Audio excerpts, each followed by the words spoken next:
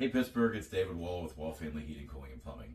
It's that time of year again, it's cold, and we're getting into single digits this weekend. Thought it was appropriate to talk to you a little bit about frozen pipes. We're already starting to get those calls come in, and I'd love to give you a little bit of information about why pipes freeze, how to prevent them, and then what to do if they're already frozen. So, why do pipes freeze?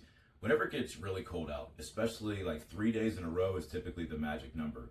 That cold sinks into the house. The pipes get really cold and they start to freeze.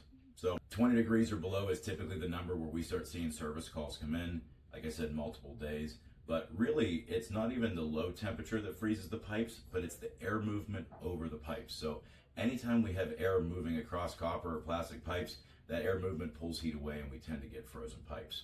So that is the why. Now, what is the how? How do we prevent them from freezing? Well, when we know we have really cold temperatures like this coming, there's a few things that you can do.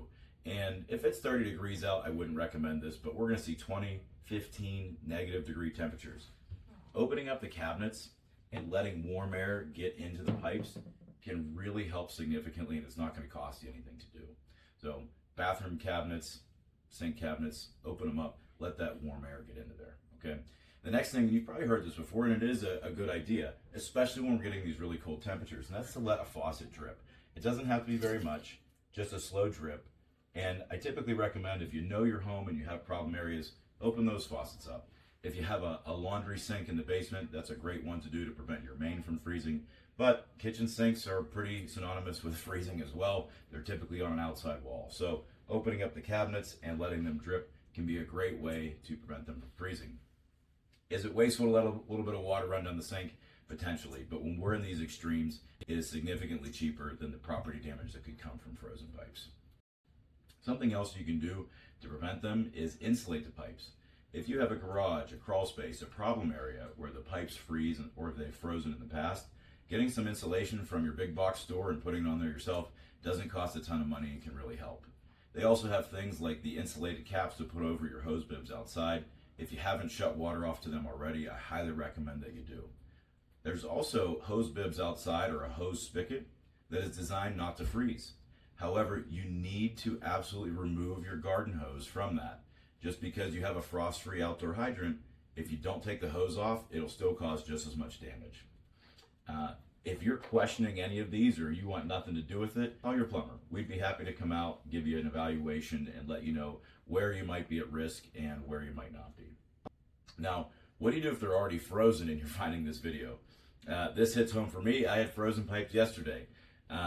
The first thing that I would recommend that you do is bump the thermostat in the house. If you keep it at 68 degrees and you have frozen pipes, we need to fight frozen pipes with some heat. Turn it up to 78 degrees. I'm not saying to do that indefinitely, but just to get the house warm and to try and get some more heat into those pipes. If you've already had the cabinets open, you can put a box fan to get some additional airflow into there. Get warm air from the house under the cabinet so that we can heat that area up. If the pipes are frozen, I recommend, as a little bit of diagnostic, turn all your faucets on. Find out which ones are frozen and which ones aren't. If you have some that are flowing, don't shut them all the way off. Let them drip a little bit so we don't continue to freeze more pipes in the home, okay?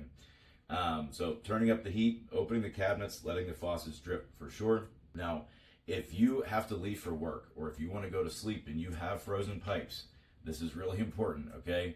I recommend that you open up all the faucets in the house and you shut your main water shutoff off. It's typically in the basement. If you're a Wahl customer, there's going to be a blue and orange tag on there saying this is your main water shutoff, okay? If you shut that off and open up all your faucets, what is that going to do for you? It's going to relieve the pressure because as water freezes, it expands. It's my goal to prevent property damage and plumbing damage. So if we can shut the water off to the home, if we can let the faucets drip, that will allow that to expand, hopefully prevent any further damage. Here's the truth though. If the pipes are frozen, there might already be damage that you're not aware of. Once they thaw, if it's split, you could have significant property damage. That is why it's my personal recommendation to you to shut the water off to the home, to try and minimize any potential damage that might be there. So if the pipes are frozen, turn up the heat, number one. Open the cabinets, open the faucets.